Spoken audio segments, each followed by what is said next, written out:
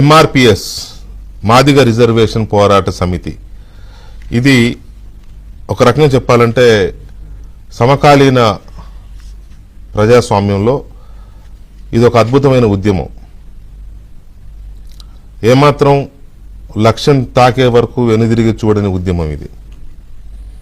సందేహం లేదు, ఈ ఉద్యమంలో ఉద్యమ నాయకత్వం కానీ లేకపోతే ఉద్యమకారులు కానీ తాము అనుకున్నది సాధించాలనే పట్టుదల కోసం 3.5 దశాబ్దాలు సుమారుగా వెనుదిరిగి చూడకుండా పోరాటారు. ఎన్ని కష్టాలు వచ్చినా పోరాడారు. మధ్యలో ఎంతోమంది అమరులయ్యారు కూడా. ఉద్యమంలో అమరులయ్యారు, అనుకున్నది ఆశించేది సాధిస్తామని ఎదురు చూసి అమరులయ్యారు. వివిధ కారణాలతో అమరులైన వాళ్ళు ఉన్నారు. చాలా ఉద్యమాలు ఎక్కడో చోట ఏ రాజకీయ ప్రలోభాలకో ఏ ఆర్థిక ప్రలోభాలకో లొంగిపోవడం చూస్తాం మనం.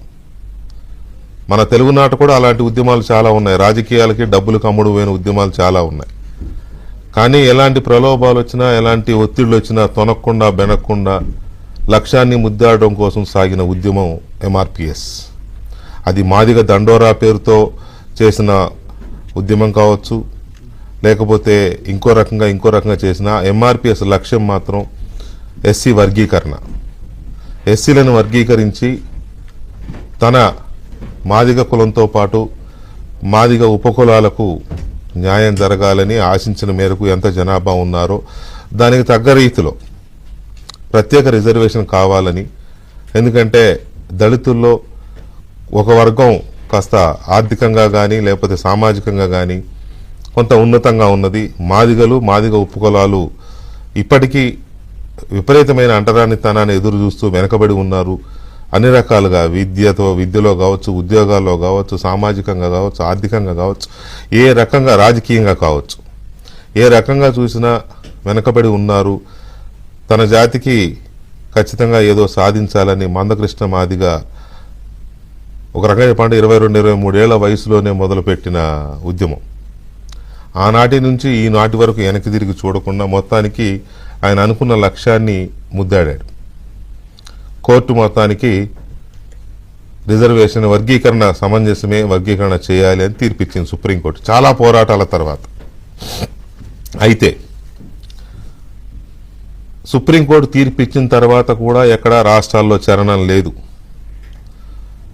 దీన్ని టచ్ చేస్తే ఎక్కడ రాజకీయంగా భస్మీపటలం అయిపోతామేమోనని చాలా రాష్ట్రాల్లో కాదు అన్ని రాష్ట్రాల్లో ఆ వర్గీకరణ జోలికి వెళ్లకుండా చర్చల రూపంలోనో ఇంకో రూపంలోనో కాలయాపన చేస్తున్నాయి. కానీ ఒక్క తెలంగాణ మాత్రమే అక్కడ సుప్రీంకోర్టులో జడ్జిమెంట్ వచ్చిన గంటలోనే ఆ సమయానికి అసెంబ్లీ నడుస్తోంది తెలంగాణలో.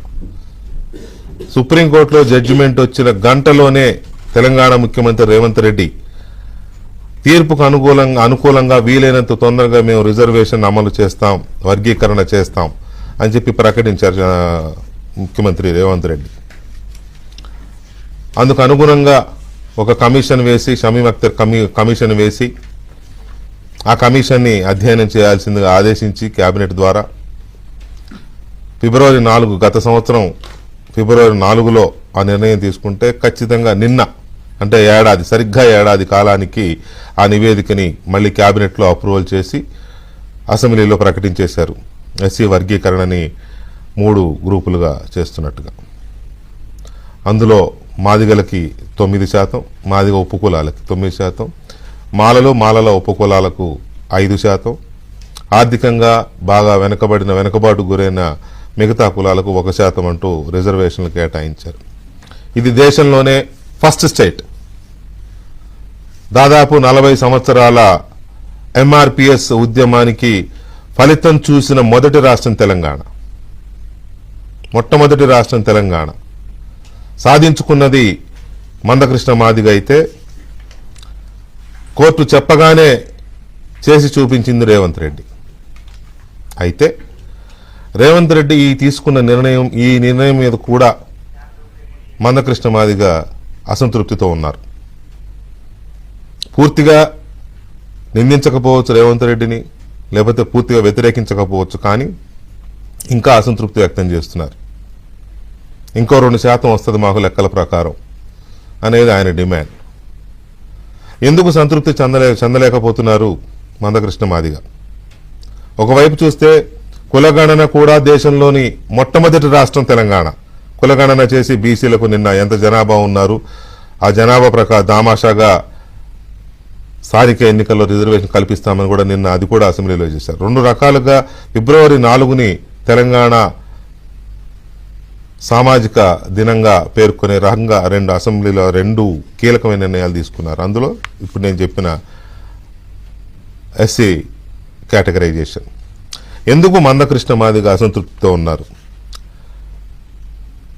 ఇంకో 2% రావాలంటే ఎంత జనాభా కావాలంటే అంత జనాభా కావాలంటే అది సాధ్యమా? ఒకటి. ఇన్నేళ్ల కళ ఈడేరిన వేళ కూడా ఆయన ఎందుకు సంతృప్తిగా లేరు? రెండవది, బీజేపీతో సన్నిహితంగా ఉండడం వల్ల కాంగ్రెస్ ముఖ్యమంత్రి తీసుకున్న నిర్ణయాన్ని హృదయపూర్వకంగా స్వాగతించలేకపోతున్నారా? 3, అసలు మందకృష్ణ మాదిగ ఉద్దేశం ఏంటి, అంతరంగం ఏంటి? ఎంఆర్పిఎస్ వర్గీకరణ సుప్రీంకోర్టు ఇచ్చిన జడ్జిమెంట్, దేశంలోనే మొట్టమొదటి రాష్ట్రం వర్గీకరణ పూర్తి చేసి రిజర్వేషన్లు ప్రకటించిన రాష్ట్రం తెలంగాణ ముఖ్యమంత్రి రేవంత్ రెడ్డి తీసుకున్న నిర్ణయం. సుప్రీంకోర్టులో ఇందాక నేను చెప్పినట్టుగా సుప్రీంకోర్టులో జడ్జిమెంట్ ఇచ్చిన గంట సేపటికే, అప్పుడు అసెంబ్లీ నడుస్తున్న సందర్భం కాబట్టి గంట సేపటికే అసెంబ్లీలోనే ముఖ్యమంత్రి సుప్రీంకోర్టు తీర్పుని స్వాగతిస్తున్నాం, వెంటనే దీని మీద కమిషన్ వేసి ఏడాదిలోగా వర్గీకరణ చేస్తామని చెప్పిన ముఖ్యమంత్రి రేవంత్ రెడ్డి అన్నట్టుగానే ఇవాళ దేశంలో మొట్టమొదటి రాష్ట్రం వర్గీకరణ చేసిన రాష్ట్రం తెలంగాణ. అయినా కూడా మందకృష్ణ మాదిగకి అది సంతృప్తికరంగా లేదు. ఏదో అసంతృప్తి. వ్యతిరేకించకపోవచ్చు ముఖ్యమంత్రి నిర్ణయాన్ని, లేకపోతే ప్రభుత్వం తీసుకున్న డెసిషన్ని వ్యతిరేకించకపోవచ్చు, పూర్తిగా విరుచుకుపడకపోవచ్చు, కానీ మనసులో అసంతృప్తి మాత్రం వ్యక్తం చేస్తున్నారు ఆయన. ఎందుకు ఏంటి అనేది కొంచెం డీటెయిల్గా మాట్లాడదాం. మనతో లైవ్లో పద్మశ్రీ మందకృష్ణ మాదిగ లైవ్లో ఉన్నారు, మాట్లాడదాం. మందకృష్ణ మాదిగ గారు నమస్కారం. నమస్తే బ్రదర్. ముందుగా మీకు పద్మశ్రీ అవార్డు వచ్చినందుకు మా ఏబిఎన్ ఆంధ్రజ్యోతి తరఫున, మా యాజమాన్యం తరఫున, నా తరఫున యాజ్ ఎ ఫ్రెండ్ మీకు హార్దిక శుభాకాంక్షలు. ధన్యవాదాలు. ఎట్లుంది? ధన్యవాదాలు. ఎట్లుంది? పద్మశ్రీ అని తగిలించుకుంటే మంచిగా ఉందా, వెనక మాదిగుంటేనే మంచిగా ఉందా? పద్మశ్రీ అనేది ఈ 30 ఏళ్ళుగా చేసిన శ్రమకు కష్టానికి దక్కిన ఒక గుర్తింపు. మాదిగ అనేది అస్తిత్వం కదా, అస్తిత్వాన్ని మనం ఎప్పుడు మందకృష్ణ ఎవరికి తెలియదు. మందకృష్ణ మాదిగ అందరికి తెలుసు, మందకృష్ణ ఎవరికి తెలియదు కదా. మందకృష్ణ మాదిగ తెలుసు. సో ఇప్పుడు మీది దాదాపు అంతా మీ 29 ఏళ్ళు అప్పుడా మీరు ఉద్యమం మొదలు పెట్టింది? 94లో ఎంఆర్పిఎస్ మొదలు పెడుతున్నప్పుడు 29 ఏళ్ళు, ఇప్పుడు 60 ఏళ్ళు. 60 ఏళ్ళు అంటే 31 సంవత్సరాలు. 31 సంవత్సరం. యవ్వనం అంతా జాతికి అంకితం చేసావు. అందుకు సంతోషంగానే ఉన్నది, గర్వంగానే ఉన్నది, అందులో డౌట్ లేదు. నన్ను కూడా అందరూ అదే పిలుస్తారు కదా. రైట్. అయితే ఇప్పుడు దాదాపు 3 దశాబ్దాలు పైన ఉద్యమం, ఎంతో కష్టపడి ఎన్నో ఒత్తిళ్ళు వచ్చినా, ఎన్నో ప్రలోభాలు పెట్టినా కూడా ఏ ఉద్యమము బెసకలే, ఏ ఉద్యమైనా ఆగలే. నీ ఉద్యమం ఒకటే బెసకకుండా అనుకున్న లక్ష్యం కోసం పోరాడింది మీరు, మీ నాయకులు, మీ మాదిగ జాతి మొత్తం కూడా. అందుకు మిమ్మల్ని అభినందించాల్సిందే, నో డౌట్. చాలాసార్లు చెప్పాను. ఒక జాతే కాదు కృష్ణన్న, సమాజం యావత్తు ఎంఆర్పిఎస్ ఉద్యమం ప్రారంభ దినాల నుంచి అనుకుంటే ఈ క్షణం వరకు కూడా సమాజంలో అన్ని వర్గాల అండదండలు, వాళ్ళ చేయూత, అన్ని రకాలుగా మద్దతు వాళ్ళది ఉన్నది. అదే సమాజంలో చాలా ఉద్యమాలు పుట్టిపోయినాయి, అమ్ముడు పోయినాయి. లేకపోతే నేను సమాజానికి కూడా రుణపడి, మాదిగలు సమాజానికి కూడా రుణపడి ఉన్నారు. నేను కూడా చాలా సమాజానికి కృతజ్ఞత ఉండాలి. ఎందుకంటే మీరు అన్నట్టుగా ఓకే ఎస్సీ వర్గీకరణ సాధిస్తే అనుకుందాం, అదైతే ఏంటంటే మాదిగలతో పాటు కొన్ని దళిత కులాలకు కొంత మేలు జరుగుతుంది, సమాజానికి మేలు జరగదు కదా. కరెక్ట్. సమాజానికి మేలు జరగకపోయినా ఒక అన్యాయం జరిగిన వర్గం తమ న్యాయం కోసం పోవటం చేస్తుంది. అన్యాయం జరిగింది వాస్తవమే కదా అని చెప్పి సమాజంలో ఉన్న అన్ని వర్గాల అభిప్రాయం స్పష్టంగా ఉండడం వల్ల వాళ్ళు ప్రతి దశలో అండగా నిలబడుతూ వచ్చారు. నిన్న చూడండి, ఎస్సీ వర్గీకరణ కోసం సంఘీభావ సమావేశాలు పెడితే చాలా బ్రాహ్మణ వైశ్య ఆడబిడ్డలు వచ్చి డప్పు కొట్టే పరిస్థితికి వచ్చేసింది. అంటే అన్ని వర్గాలు. అయితే ఇక్కడ ఒక మాట ఏంటంటే నాకు బాగా గుర్తుంది, సుప్రీంకోర్టు జడ్జిమెంట్ వచ్చిన రోజు అసెంబ్లీలో, ఇక్కడ తెలంగాణ అసెంబ్లీలో గంటకే ఆయన ప్రకటించినాడు, స్వాగతిస్తున్నాము, ఏడాదిలోగా వర్గీకరణ చేస్తామని. కరెక్ట్గా నిన్నటికి ఏడాది. ఓకే, ఆయన చెప్పిన దానికి వాళ్ళ క్యాబినెట్ ఆగస్టు 1 అది జడ్జిమెంట్ కాదు, ఆయన నిర్ణయం తీసుకొని క్యాబినెట్ లో పెట్టి చేసినప్పటికి February 4 లాస్ట్ ఇయర్ ప్రభుత్వం క్యాబినెట్ లో డెసిషన్ తీసుకున్నది, అసెంబ్లీలో చెప్పింది కాదు. నేను సుప్రీంకోర్టు తీర్పు వచ్చిందే ఆగస్టు 1, 2024.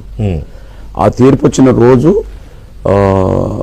శాసనసభలో ప్రకటన చేశాడు. అంటే ఇంకా తొందరగా చేసినట్టే, ఏడాది 6 నెలలకి అవసరం అనలేదు కానీ ఒక మాట అన్నాడు, దేశంలో అన్ని రాష్ట్రాల కంటే ముందు తెలంగాణ అట్లా తీసుకుందాం, అట్లా అన్నాడు. అట్లా మీరు అన్నట్టే తీసుకుందాం. ఆ రోజు మన ఫోన్ లో కూడా మాట్లాడుకున్నాం, బాగా గుర్తుంది. సో ఇక్కడ నేను అంటే నా క్వశ్చన్ ఏంటంటే బేసిక్ గా దేశంలో అన్ని రాష్ట్రాల కంటే ముందు తీసుకున్నది తెలంగాణ, ఈ రాష్ట్రం ఇక్కడే జరిగింది కదా, ఎందుకు మీకు తృప్తి లేదు, ఇంకా అసంతృప్తి ఎందుకు? అంటే కృష్ణన్న, అంటే మీకు వర్గీకరణ మీద వేరే రాష్ట్రాలు ఏం జరుగుతుందనే విషయంలో కొంత సమాచారం లేనట్టుకున్నది. లేదు.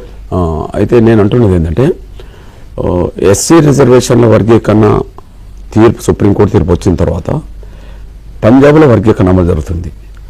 ఆడ 50-50 చేశారు ఏబిసిడి. అప్పటికే ఉందా? అప్పటికే ఉంది, మళ్ళీ అమలు జరుగుతుంది.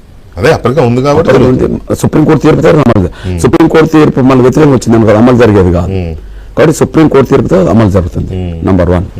నంబర్ 2, తమిళనాడులో కూడా ఎస్సీ వర్గీకరణ అంశం సుప్రీంకోర్టులో గతంలో పెండింగ్ లో ఉండే, అది స్టే మీద ఉన్నది అప్పుడు అది. కాబట్టి సుప్రీంకోర్టు తీర్పు క్లియర్ చేయడంతో అక్కడ వర్గీకరణ అమలు జరుగుతుంది. కానీ ఎస్సీ వర్గీకరణ అంశం సుప్రీంకోర్టు తీర్పు తర్వాత మొట్టమొదటి అమలు చేస్తున్న రాష్ట్రం హర్యానా. మొన్న సుప్రీంకోర్టు తీర్పు వచ్చిన తర్వాత హర్యానాలో అంతకుముందు ఎన్నికల ప్రక్రియ జరిగింది. ఎన్నికల నోటిఫికేషన్ వచ్చే సమయానికి సుప్రీంకోర్టు తీర్పు వచ్చింది. ఎన్నికలు అయిపోయిన వెంటనే వర్గీకరణ చేస్తామన్నారు వాళ్ళు. ఖచ్చితంగా వర్గీకరణ చేయండి, ఇప్పుడు అమలు చేస్తుండ్రు. ఇప్పుడు అమలు చేస్తుండ్రు వాళ్ళు హర్యానాలో. మనకు తెలంగాణ ఇప్పుడు 4వ రాష్ట్రం అనుకోరా అండి. తెలంగాణ ఫస్ట్ రాష్ట్రం అని ఒప్పుకోవడానికి మీరు సిద్ధంగా లేరు. జరిగింది మనం చెప్పుకోవాలి కదా. ఓకే, సంతోషంగానే ఉండేది వాస్తవానికి. ఎందుకంటే ఓకే, మన రాష్ట్రం, సొంత రాష్ట్రం కదా. ముఖ్యమంత్రి రేవంత్ రెడ్డి గారు కూడా వ్యక్తిగతంగా అనుకూలమే, ఆయన వ్యతిరేకమని నేను అనడానికి బేస్ లేదు. ఎందుకు అనుకూలమంటే ఎంఆర్పిఎస్ ఉద్యమంలో చాలా సందర్భాల్లో పాల్గొన్న వ్యక్తి అతను. అతను ముఖ్యమంత్రి కాకముందు ఎంపీగా ఉన్నప్పుడు, ఎమ్మెల్యే ఉన్నప్పుడు, ఎమ్మెల్సీ ఉన్నప్పుడు, జెడ్పీటీసీ ఉన్నప్పుడు కూడా ఎంఆర్పిఎస్ కార్యక్రమాలకు అందుబాటులో ఉన్నాడు అతను. నంబర్ 1, అతను మొదటి నుంచి వర్గీకరణకు అనుకూలం అనేది ఒకటి అంశం. రెండోది, సుప్రీంకోర్టు తీర్పు వచ్చిన క్షణమే నేను సుప్రీంకోర్టు నుంచి బయటకు వచ్చి విలేకరుల సమావేశంలో పాల్గొంటున్న సమయంలోనే అప్పటికే సుప్రీంకోర్టు అది అసెంబ్లీలో వాయిస్ ఇచ్చాడు. అంటే అందరికంటే ముందు స్పందించిన ముఖ్యమంత్రి. నేను ఆ రోజు అతనికి కృతజ్ఞత కూడా చెప్పేశాను, బాబు గారికి, రేవంత్ రెడ్డి గారికి మా ఛానల్లోనే ధన్యవాదాలు కూడా చెప్పాను. ఇప్పుడు వర్గీకరణ చేసిన తర్వాత ప్రభుత్వం ఆ కమిషన్, షమీం కమిషన్ ఇచ్చిన నివేదిక ప్రకారం వాళ్ళు ఒక కేటగరైజ్ చేశారు. జనాభా ఇంత ఉన్నారు, మాదిగ 32 లక్షలు, మాల 16 లక్షలు సంథింగ్, ఇట్లా ఆర్థికంగా వెనకబడిన వాళ్ళు 2 లక్షలు చిల్లర, అలా 1,70,000 ఎంత ఉంది అది కదా, బాగా వెనకబాటుకు గురైన వాళ్ళు. ఇట్లా ఒక ఇది చేస్తూ వాళ్ళు రిజర్వేషన్ ప్రకటించారు 9,5,1 సంథింగ్. సో ఏంటి ఇంకా అసంతృప్తి ఏంటి, మీ పాయింట్ ఏంటి? అర్థం చేసుకోవాల్సింది ఏంటంటే, ఇప్పుడు వర్గీకరణ ప్రక్రియ ఎలా అమలు చేస్తే బాగుంటుంది అనే విషయంలో 2 రకాల చర్చలు జరుగుతున్నాయి. ఒకటి, ఎవరి జనాభాతో వాళ్ళ వాటంతా రావాలనేది మొదటి నుంచి అంటున్న మాట కదా, మొదటి నుంచి అంటున్న మాట. ఆ లెక్క ప్రకారం చూస్తే రిజర్వేషన్లు ఏర్పడ్డాయి జనాభా ప్రాతిపదిక మీద. దేశం మొత్తం మీద రిజర్వేషన్లు అనేది అన్ని రాష్ట్రాల్లో ఒకే పర్సెంటేజ్గా లేవు. ఏ రాష్ట్రంలో షెడ్యూల్ కులాల జనాభా మొత్తం కలిస్తే ఎంత అవుతుందో అంతే అమలు జరుగుతుంది. మనం గోవాకి వెళ్ళి చూస్తే 2% ఉండేది, అక్కడ 2 ఎందుకు ఉండేది, మరి 15 ఉండాలి కదా. అంటే అక్కడ వాళ్ళ జనాభా అంత ఉన్నది కాబట్టి అంతే ఇస్తుంటారు. అంటే దేశవ్యాప్తంగా ఏ రాష్ట్రంలోనైనా సరే ఒక దిక్కు 15 ఉన్నది, ఒక దిక్కు 20 ఉన్నది, ఒక దిక్కు 25 ఉన్నది, ఒక దిక్కు 4 ఉన్నది, ఇట్లా ఉన్నాయి అనుకోండి. ఏ జనాభా పరంగానే రిజర్వేషన్లు ఏర్పడ్డప్పుడు పంపిణీ కూడా జనాభా పరంగానే జరగాలనేది మొదటి సూత్రం. ఓకే, ఆ లెక్క చూసుకుంటే మీ దృష్టికి నేను తీసుకొస్తున్నాం. ఇప్పుడు తెలంగాణ రాష్ట్రంలో గవర్నమెంట్ ప్రకటించిన దాని ప్రకారమే 15 లక్షల్లో 27,000 మాలలు ఉన్నారు. ఓకే, ఒక 5% వచ్చింది అనుకోండి. మరి అదే జనాభా నిష్పత్తి ప్రకారంగా 32,33,000 పైగా మాదిగలు ఉన్నారు. 15 లక్షలకు 5% వస్తే 30 లక్షలకు 10% రావాలి. 2 లక్షలకు పైగా ఉన్నారు కాబట్టి ఇంకో శాతం పెరగాలి. అంటే జనాభా నిష్పత్తి ప్రకారమే రిజర్వేషన్లు ఏర్పడ్డప్పుడు అక్కడ టోటల్ ఎస్సీలో మాదిగలే లేరనుకో 15% ఇచ్చేవాళ్ళ. పోనీ ఎస్సీలో మాలలే లేరనుకో 15% వస్తుందా? ఎస్సీలో నేత కాని వాళ్ళు బుడగ జంగాలు ఇతర కులాలు లేరనుకో 15% వస్తుందా? అంటే షెడ్యూల్ కులాలలో 59 కులాలు ఉండవచ్చు, అందులో ఎవరి జనాభా ఎంతో వాళ్ళకు ఉంటుంది కదా. కాబట్టి రిజర్వేషన్లో ఏర్పాటే జనాభా పరంగా జరిగినప్పుడు వర్గీకరణ అనేది కూడా అదే సూత్రం మీద జరిగితే మా న్యాయమైన వాట మాకు దక్కుతుంది. అందువల్ల 2% మాకు తగ్గాల్సిన అవసరం లేదనేది మొదటిది. ఇక రెండోది, కొన్ని మన ఉపకులాలు అంటే మాదిగల కంటే మాలల కంటే వెనుకబడ్డ కులాలు, మాలల్లో కొన్ని కులాలుగా కనిపిస్తుంటాయి, మాదిగల్లో కొన్ని కులాలు కనిపిస్తాయి అనుకుందాం. అప్పుడు జనాభా మాకు లేదు కానీ మాకు అంతకంటే ఎక్కువ అన్యాయం జరిగింది కదా అనే ఒక మాట వచ్చింది అనుకోండి. అప్పుడు అన్యాయం జరిగిన కోణమే విద్యా రంగంలో, ఆర్థిక రంగంలో, సంక్షేమ రంగంలో అన్యాయం జరిగిన కోణమే తీసుకొని కూడా కొన్ని కులాలకు పర్సెంటేజ్ ఇవ్వాలనుకున్నప్పుడు మొదటి గ్రూపులో వచ్చేసింది, అది 1% వచ్చింది. ఇప్పుడు మీ దృష్టికి తీసుకొస్తున్నాను నేను. జనాభా నిష్పత్తికి సంబంధం లేకుండా వెనుకబాటుని బేస్గా చూసుకుంటే వచ్చింది 1% కదా. ఆ 1% ఇవ్వడానికి ఇప్పుడు చూడండి మొదటి గ్రూప్ లో సామాజికంగా ఆర్థికంగా ఇది కదా వాళ్ళు కేటాయించింది ఎంత 1% కావచ్చు. 1% అయితే మొత్తం ఎంత వచ్చింది? 1,71,000కు 1% వచ్చేసింది. అంటే నిష్పత్తి చూడలేదు అనుకుంటున్నా నేను. 1,70,000కే 1% రావడం అంటే మరి మాదిగలకు ఇంకా పెరగాల్సి వస్తుంది, మాలలకి ఇంకా పెరగాల్సి వస్తుంది. అంటే రిజర్వేషన్ శాతం అర్థమైంది. 1,70,000కు అంటే సుమారు 2 లక్షలకు 1% వేసుకున్నా 32 లక్షలకు మరి చాలా అవుతుంది. అట్లా పెరగాలి. 15 అదొకటి 16 అవుతుంది ఇక్కడ నంబర్ 1. ఇప్పుడు నేనంటున్నది ఏంటంటే ఉపకులాల వెనుకబడిన తర్వాత మళ్ళీ వెనుకబడ్డది ఎవరు? మాదిగలు. ఇప్పుడు చూడండి ఉపకులాలు అన్ని కలిసి 1% ఇచ్చారు కదా. ఒక మాట అనుకుందాం 1% ఇచ్చింది కదా. నిన్నటి వరకు 1% రాలే అంటే నష్టపోయింది ఎంత? 1%. మాదిగలు 10% ఉన్నారు అనుకుందాం, నిన్నటి వరకు వచ్చింది మనకు 4%. మేము ఎంత నష్టపోయినాం? 6%. ప్లీజ్ అంటే ఇక్కడ మాదిగలు అనబడుతున్న మేము నష్టపోయిన వర్గంలో ఉన్నామా, జనాభా కంటే మించి లబ్ధి పొందిన వర్గంలో ఉన్నామా? నష్టపోయిన వర్గంలోనే ఉన్నారు. మీ ఉద్యమానికి అంత బలం రావడానికి అనుభూతి రావడానికి కారణం అదే కదా. ఇది కదా. ఇప్పుడు మాకిచ్చేటప్పుడు మళ్ళీ 3,63,000కు 1% ఇచ్చిండ్రు. ఇప్పుడు 9% ఇచ్చిండంటే యావరేజ్ గా 3,63,000కు సంబంధించిన వాళ్ళు ఇచ్చారు. కానీ మాదిగల కంటే అభివృద్ధి చెందిన వాళ్ళు ఎవరు? మాలలకి ఇచ్చే కాడ 3,50,000కే ఇచ్చేశారు. ఇప్పుడు మీరు చెప్పండి, అత్యంత వెనుకబడ్డ వాళ్ళకేమో 1,70,000కు 1% ఇచ్చిండ్రు. మేము రెండో వెనుకబడ్డ వాళ్ళకేమో 3,60,000కు దాటి ఇచ్చిండ్రు. కానీ లబ్ధి పొందిన మాల వర్గంకేమో 3,50,000. 10,000 కదా డిఫరెన్స్. ఎంతైనా సరే రెండో స్థానంలో ఎవరు ఉండాలి? నష్టపోయిన వర్గం ఉండాలా, లబ్ధి పొందిన వర్గం ఉండాలా? మీరే చెప్పండి.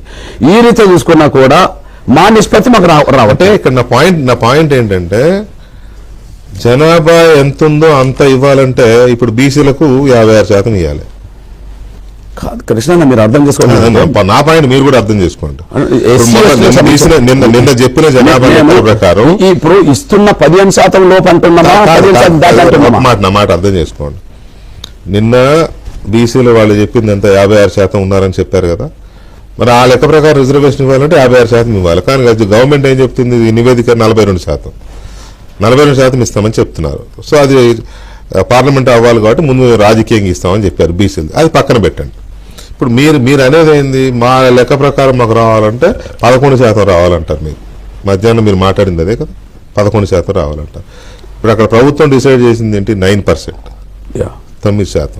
అంటే ఎంత జనాభా ఉంటే అంత కావాలి అని అంటే అది ఇక తెగదు. ఇప్పుడు ఇది మళ్ళీ ఎక్కడికో పోతుంది. ఇక ఏ తరం చూస్తుందో ఆ రిజర్వేషన్, ఏ తరం చూడాలో, ఎన్ని తరాలు పోవాలో. డాక్టర్ బాబాసాహెబ్ అంబేద్కర్ ఒక మాట అన్నాడు, దళితులు ఎవరి జనాభా నిష్పత్తి కంటే అదనంగా ఎవరు పొందద్దు ఒక మాట అన్నాడు. దళితులు జనాభా దామస్ ప్రకారం పంచుకోవాలని చెప్పి రెండో మాట అన్నాడు. ఒకవేళ జనాభా దామశలో పంచుకునేటప్పటికి బాగా అన్యాయం జరిగిన వర్గాలకి న్యాయం జరగాలంటే నిన్నటి వరకు అదనంగా ఎవరు తీసుకున్నారో వాళ్ళ నుంచి తీయాలన్నాడు. నిన్నటి వరకు అంటే ఇప్పటికే ఆ వర్గం ఒక దళిత సోదరుడుగా మిమ్మల్ని వాళ్ళు గౌరవిస్తారు, మిమ్మల్ని మీరు కూడా వాళ్ళని గౌరవిస్తారు. అందులో నేను చాలాసార్లు విన్నాను. కానీ ఇప్పటికే ఆ వర్గం మా నుంచి ఏదో ఇప్పుడు ఒకటండి, ఎంత ఎదిగినా ఎంత బలంగా ఉన్నా ఎవరో మాది లాక్కుపోతున్నారనే ఫీలింగే ఉంటుంది, ఎంత ఎదిగినోడికైనా కదా. ఇప్పుడు వాళ్ళు ఒక వర్గం మాది తీసుకుపోతున్నారని దీంట్లో ఉన్నప్పుడు ఇంకా మీరు వాళ్ళని పిండాలనుకోవడం కరెక్టా? నేనంటే మా కోసం పిండాలని అనుకోవట్లేదు, మేము మీకోసమే, మీ మాదిరి జాతి కోసమే అనుకుంటున్నాను. నేను చెప్పేది ఇప్పుడు మా నేతకాని సోదరులు ఉన్నారు, ఎక్కడ సి గ్రూపులో ఉన్నారు, మాల గ్రూపులో ఉన్నారు. వాళ్ళు ఎంత ఉన్నారు? 1,30,000 చిల్లర ఉన్నారు. ఇప్పుడు 1,10,000 ఉండబడే మా బి గ్రూపులో ఉండబడే, అంటే ఎస్సీ మాదిగ గ్రూపులో ఉండబడే మా బురగ జంగాలను తీసి ఇంకో 3-4 చిన్న చిన్న కులాలను కలిపి ఒక 1% ఇచ్చారు కదా అనుకుందాం. ఓకే, మరి సి గ్రూపులో మా బురగ జంగాల కంటే జనసంఖ్యలో ఎక్కువ ఉండబడే మా నేతకాని వర్గాలకు సంబంధించిన వాళ్ళు 1,30,000 పైగా ఉన్నారు అనుకున్నాం. మాల గ్రూపులో ఉన్న వాళ్ళు మరి ఆ మాల గ్రూపులో ఉన్న వాళ్ళు వెనుకబడ్డ వాళ్ళకి పర్సెంటేజ్ రావాలన్నా వద్దా? ఇప్పుడు నేను అడుగుతున్నది వరకు ఉపకులాల వారి విభజన చేయాల్సి వస్తుంది మళ్ళీ. నేనేంటంటే అందుకనే అంటున్నా, కుంపటి రగిలిస్తే అది ఏబిసిడి బ్రదర్, ఏబిసిడి అని మాట్లాడుకున్నామా లేదా? అందులో ఉంటాయి కదా. మాదిగా ఉపకులాల నుంచి తీసుకొని ఒక గ్రూప్ చేసావా లేదా? మాల కులాల నుంచి ఒక గ్రూప్ తీయాలన్నా వద్దా? ఎవరి కోసం అడుగుతున్నట్టు ఇప్పుడు నేను మాదిగా మీరు అంటున్న 1వ తరగతి గ్రూప్ ఉంది కదా, 1% ఇచ్చింది. అందులో ఉన్న కులాలు ఉపకులాలన్నీ ఆల్మోస్ట్ మాదిగా ఉపకులాలు నాకున్న నాలెడ్జ్ ప్రకారం చాలా వరకు కదా. కానీ యాక్చువల్ గా ఇప్పుడు ఆ 1% కూడా మీ ఉపకులాల వారికి ఇచ్చినట్టే కాదు, కాకపోతే దాన్ని 1వ కేటగిరీలో పెట్టినారు, 1వ గ్రూప్ లో పెట్టినారు. ఒక విషయం చెప్పనా, ఇక్కడ మళ్ళీ గవర్నమెంట్ ఏం కుట్ర, అది గవర్నమెంట్ చేసిందా లేకపోతే ఎవరు చేసిందా చెప్పండి. ఇప్పుడు బ్రదర్ మన్నే పంటే మాలే, ఓకే, పంబాలంటే మాల గ్రూప్లో వచ్చింది ఎస్సీ. డెవలప్ అయిన కులంలో సి గ్రూప్ కదా. ఇప్పుడు అత్యంత వెనుకబడ్డ వాళ్ళకు 1% ఇస్తామని చెప్పి డెవలప్ అయిన కులం నుంచి మన్నే అంటే మన గద్దర్ కులాన్ని తీసుకొచ్చి పెట్టింది అనుకో, గంట చక్రపాణి కులాన్ని తీసుకొచ్చి పెట్టింది అనుకో, ఇప్పుడు మా నుండి మీరు తీసి మళ్ళీ ఎవరిని దోసుకోమని చెప్పినట్టు? మా బుడగ జంగాలకు సంబంధించిన వాళ్ళు, మా డక్కలకు సంబంధించిన వాళ్ళు, ఇతర కులాలకు సంబంధించిన వాళ్ళు వెనుకబడ్డలు ఉన్నారనే విషయం నేను ఒప్పుకోవాలి, మీరు ఒప్పుకోవాలి, ఎవరు ఒప్పుకోవాలి. వాళ్ళకు న్యాయం జరుగుతుందంటే అందరూ. 2 పేర్లు ఎందుకు తీశారు మీరు? ఎవరు మీరు ఇప్పుడు 2 పేర్లు ఎందుకు తీశారు? ఏంటిది? గద్దర్ పేరును గంట చక్రపాణి పేరు. అవును, గద్దర్ కులం మన్నే కదా, అంటే మాల కదా, అంతే కదా, మాల కింద వస్తుంది కదా. వీరిది చక్రపాణి గారిది మాల కింద వస్తుంది కదా పంబాల. వాళ్ళు ఇప్పుడు వాళ్ళ కులం ఒక 1000 జనాభా అనుకోండి, 1000 జనాభాలో 200 మంది ఉద్యోగస్తులు ఉంటారు.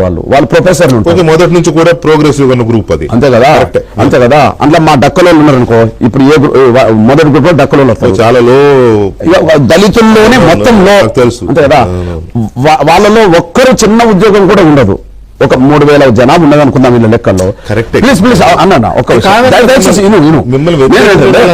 కాదు. ఇప్పుడు బి గ్రూప్ లో సంబంధించిన తీసుకో 1% ఇచ్చారు. కానీ ఆ 1% లో మనం ఎవరు చేశారంటే డెవలప్ అయిన కులాలకు సంబంధించిన వాళ్ళు మనం ఇలా చేర్చారు. ఇప్పుడు ఈ బి గ్రూప్ లో తీసి మనం ఎవరికి ఇచ్చినట్టు? మా నుండి మా ఉపకులాలు తీసింది అనుకుందాం, ఏది డక్కలా లేదా సోన్సో బురగజంగు తీసింది అనుకుందాం.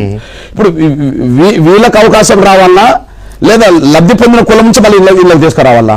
ఇప్పుడు మన్నెపోళ్లతోటి పంబాలతోటి మాదిగలే పోటీ పడతలేరు.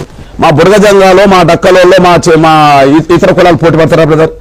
చెప్పు. డెవలప్ అయిన కులాన్ని తీసుకొచ్చి మీరు చెప్పిన కులాలు గ్రామాలలో చాలా చాలా అణగారిన వర్గం అది, లేదు, అంతే కదా. కాకపోతే నేనేమో అయితే ఒకటి, మనం ఇది మాట్లాడేటప్పుడు ఒకసారి మాజీ మంత్రి డొక్కా మాణిక్య ప్రసాద్ గారు లైన్ లో ఉన్నారు, ఒకసారి వారి ఏం చెప్తారో చూద్దాం. వరప్రసాద్ గారు నమస్కారం.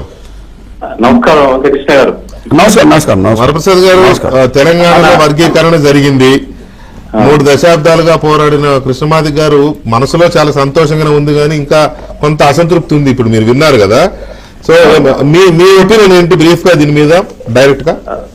వెంకటకృష్ణ గారు, ఈ విజయం అంతా కూడా మందకృష్ణ గారి యొక్క చాకచక్యం, ఆయన యొక్క కష్టం మీద నడిచింది. ఇది మొత్తం entire credit goes to Mandakrishna Madiga గారు.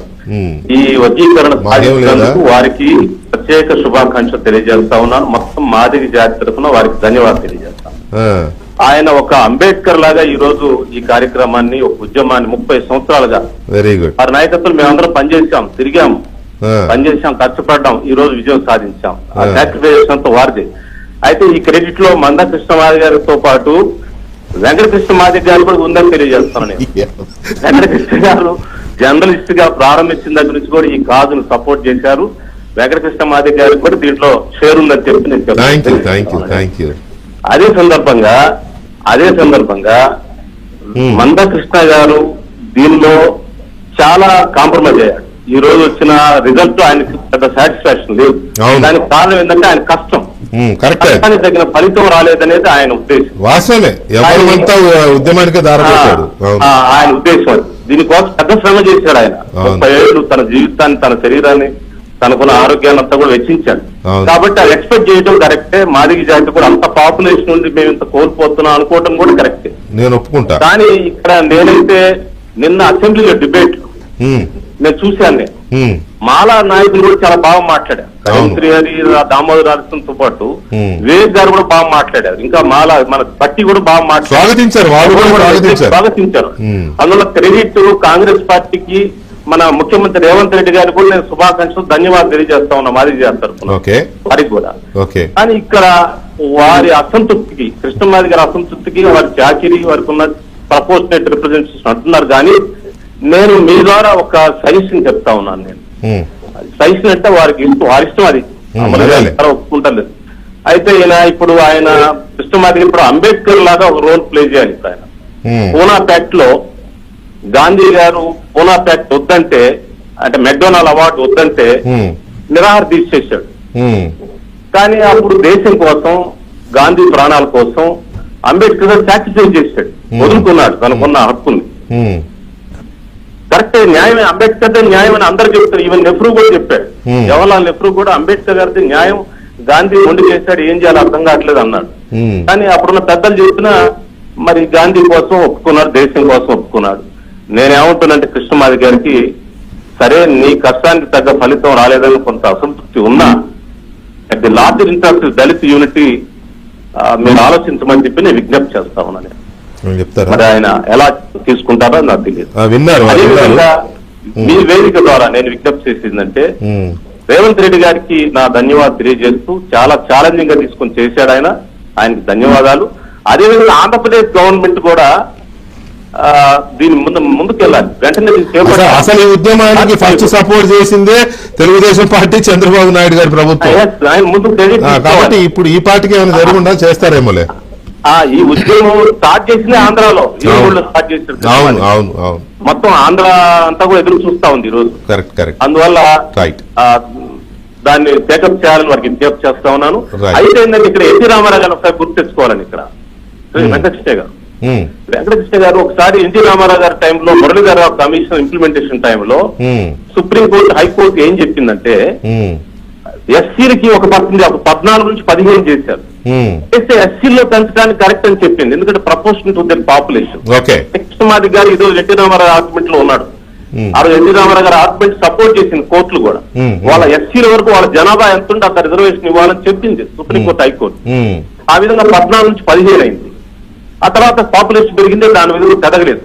అందువల్ల ఇప్పుడు పెంచడం కోసం ఏదైతే బీసీలకి 42% ఇస్తానని రేవంత్ రెడ్డి గారు చెప్పారో, మరి ఎందుకు రేపు సీట్లలో, రాజకీయ విషయాల్లో ఎస్సీలకు కూడా మాదిగలకు 15% ఎందుకు ఇవ్వడం? చూద్దాం, అది డిస్కస్ చేద్దాం. ఇప్పుడు అది మనం ఆయన లేరు, రేవంత్ రెడ్డి గారు మన దగ్గర లేరు కదా, అసెంబ్లీలో జరిగింది అది.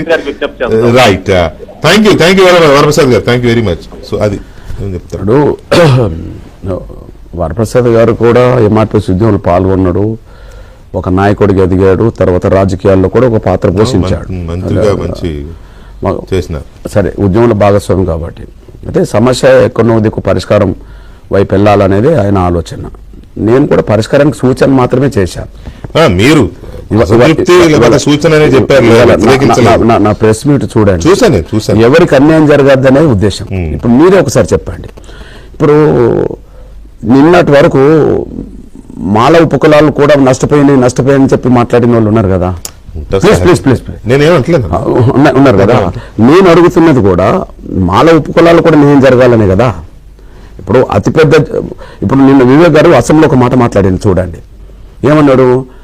దళితుల్లోనే 3 అతిపెద్ద జనాభా గల కులం మా నేత, కానీ వాళ్ళకు కూడా ప్రత్యేక కార్పొరేషన్ ఏర్పాటు చేయాలని నిన్న అసెంబ్లీలో మాట్లాడాడు. అంటే వాళ్ళది నేత కానీ ఆయన నేత కానీ కాదు, మీ వాళ్ళది ఓకే, నాకు తెలుసు వెంకటేష్ వాళ్ళది నేత కానీ. నిన్న అసెంబ్లీలో మాట్లాడినట్టున్నా దళితుల్లో 3 అతిపెద్ద జనాభా కులం ఎవరు అంటే నేత కానీ ఆయన చెప్పేశాడు. పార్లమెంట్ ఎన్నికల సమయంలో కొంతమంది నేతకాని సంఘ నాయకుల్ని ముఖ్యమంత్రి గారి దగ్గర తీసుకెళ్లి నేతకాని కార్పొరేషన్ కూడా ఏర్పాటు చేయమని చెప్పి మాట్లాడాడు. ఇప్పుడు మీరు చెప్పండి, వాళ్ళకు ప్రత్యేక కార్పొరేషన్ ఏర్పాటు చేయమని మాట్లాడే స్థాయి ఎందుకు వచ్చింది? వాళ్ళ జనాభా ఉన్నది, నష్టం జరిగిందని కదా. మాలా మాదిగలతో పాటు వాళ్ళు కూడా న్యాయం జరగని కోరుకున్నాడు కదా. ఇప్పుడు మాదిగల నుంచి బి గ్రూప్ నుంచి మా బుడగ జంగాలకు కొన్ని కులాలకు తీసి ఇవ్వడం నేను స్వాగతిస్తున్నా. కానీ అందులో మళ్ళీ మాల గ్రూప్ వాళ్ళని రావడాన్ని నేను వ్యతిరేకిస్తున్నా.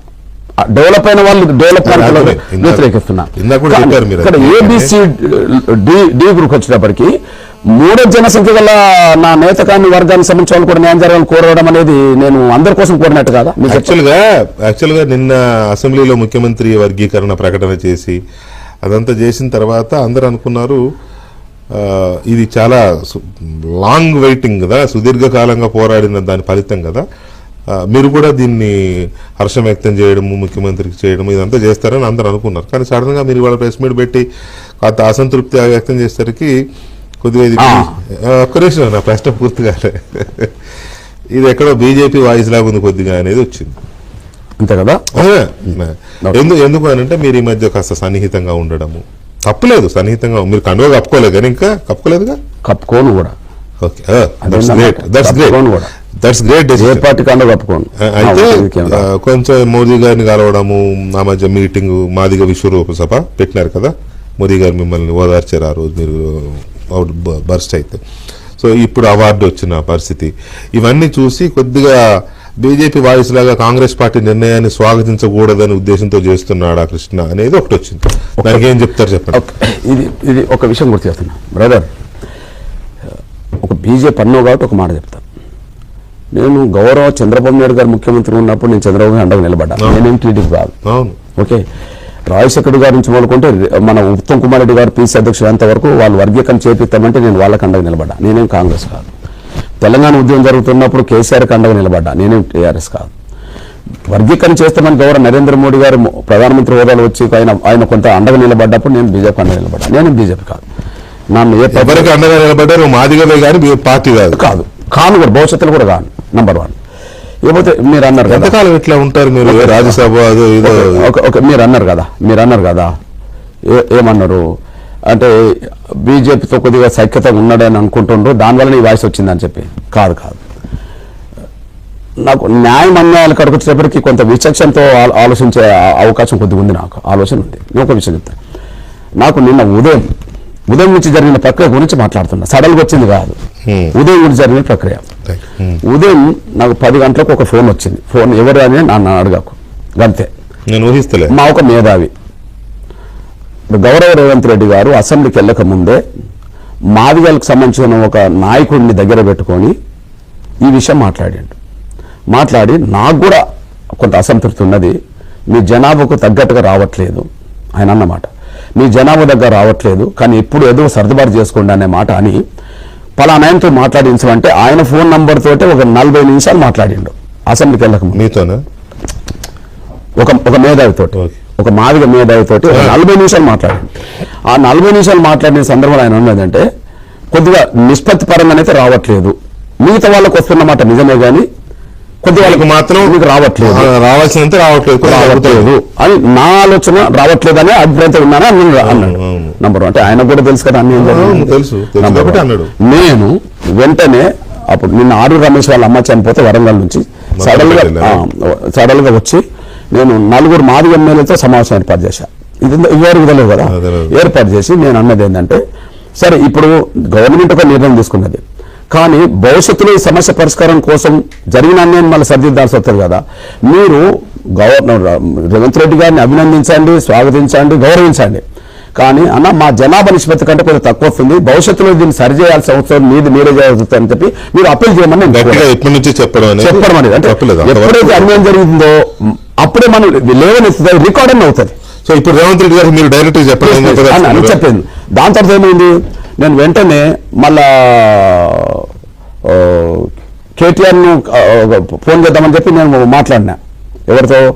మా ఎర్రోల శ్రీనివాస్తో. ఆయన అందుబాటులో అంటే అసెంబ్లీ చర్చ పెట్టిద్దామని చెప్పి. తర్వాత శంకర్ దొరికిండు, శంకర్ గారు ఆదిలాబాద్ ఎమ్మెల్యే.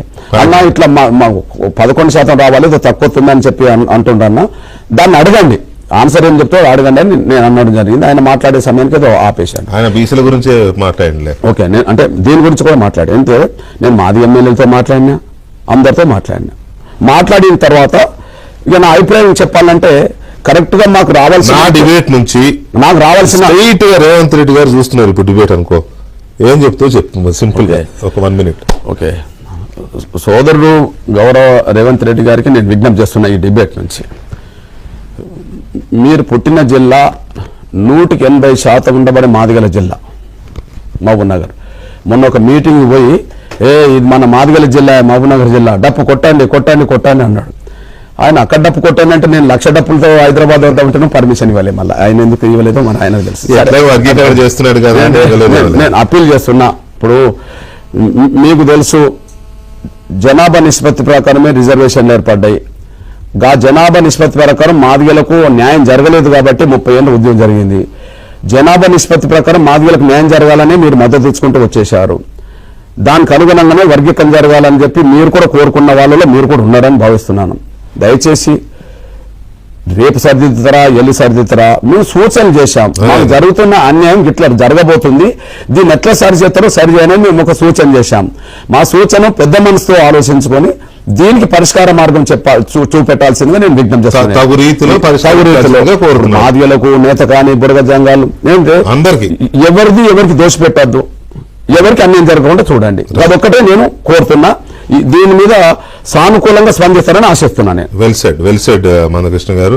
ఎనీవే సరే, ఆ 2% కూడా ఇస్తే సంతోషం. అది ఎట్లా పరిష్కరిస్తారు నాకు తెలియదు, కానీ మీరు ఇప్పటివరకు అయితే సాధించిన దానికి మీకు మరొకసారి అభినందనలు. మీకు పద్మశ్రీ. కృష్ణ, నా ఒక మాట చెప్తా సారీ. ఇప్పుడు ఇంతకాలం పోరాటం చేసి ఇంత వస్తుందని చెప్పి జనం సమాజం అనుకున్న సమయంలో తెలంగాణలో ఇంత వస్తుంది మాదిగలకు, లేదా వాళ్ళకి ఇంత వస్తుంది, మాదిగలకి ఇంత వస్తుంది, పలాన్ గొడవదానికి ఇంత అనుకుంటున్న సమయంలో ఏదైనా తక్కువ వచ్చిందని స్పష్టంగా కనిపిస్తున్నప్పుడు నేను ఆ కనిపించిన సమయంలో నా వాయిస్ ఇచ్చి దాన్ని సరిచేసే తప్పని నేను అనట్లేదండి. అదొక్కటే రేవంత్ రెడ్డి గారు కూడా ఏమన్నాడు, మీరు చెప్పిన దాని ప్రకారం నేను వినలేదు, కానీ మీరు చెప్పిందే నాకు కూడా తెలుస్తుంది. కొద్దిగా అనుకున్నంత మీ పూర్తి స్థాయిలో వస్తుంది సమాజం, కానీ ఎక్కడో చోట దీన్ని తెంపాలి కదా అని నేను చేస్తున్నాను అన్నాడని మీరే చెప్తున్నారు. కాబట్టి ప్రతిదానికి నేను తెగేదాకా నాకు కూడా లేదు, మీరు కాదు, కానీ వారు అన్నారని చెప్తున్నారు కదా. ఆయన మనసులో కూడా మాకు జనాభా నిష్పత్తి రాలేదని ఆయన మనసులో కూడా ఉంది అన్నారని మీరు చెప్తున్నారు. కాబట్టి దీన్ని పరిష్కరించాలనే తపనతో చేస్తున్నాను. నేను ఆయన సోదరుడికి అప్పీల్ చేస్తున్నా, ఆయన సంబంధాలు ఉన్నాయి, ఒక సోదరుడికి అప్పీల్ చేస్తున్నా. సోదరా రేవంత్ రెడ్డి గారు, దయచేసి అత్యంత పేదవర్గమైన మాదిగలు 30 ఏళ్లుగా మీలాంటి వాళ్ళ అండదండలతో ఇంత దూరం నడుచుకుంటూ వచ్చాము, దీనికి న్యాయం చేయండి.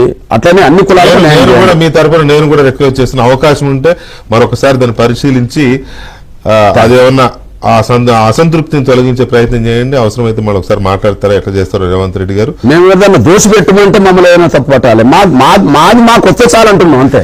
ఇన్నాళ్ళు అదే కదా పోరాటం, వాళ్ళేమో అడ్డుపడడం, మాది దోసుకుంటారా అని మీరేమో కావాలనడం, ఇదే కదా ఇష్యూ.